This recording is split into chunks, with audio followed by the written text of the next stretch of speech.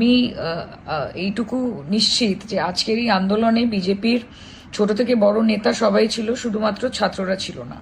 And they have continuously tried to instigate and provoke the police administration. তাদের ওপর পাথর ছুঁড়ে, তাদের ওপর চড়াও হয়ে, কিন্তু পুলিশ অত্যন্ত ঠান্ডা মাথায় আজকের গোটা সিচুয়েশনটাকে হ্যান্ডেল করেছে। আগামীকাল এই বিজেপি তারা they are not satisfied with today, এবং তারা আবার একটা বন্ধ ডেকেছে। দেখুন, যে কোনো আন্দোলনের একটা গরিমা হয়। আজকে মমতা বন্দ্যোপাধ্যায় নিজে আন্দোলন থেকে উঠে এসেছেন।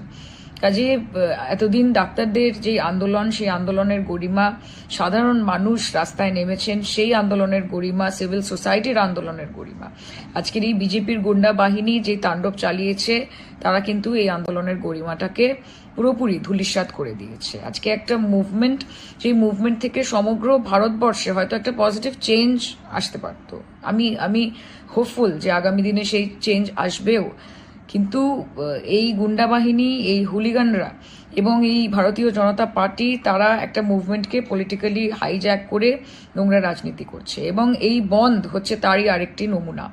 আমি আমার লোকসভা, যাদবপুর লোকসভা কেন্দ্রের সকল মানুষ তথা পশ্চিমবঙ্গের সকল মানুষকে এটা অনুরোধ করব যে আগামী দিন অফিসিয়ালি সবকিছু খোলা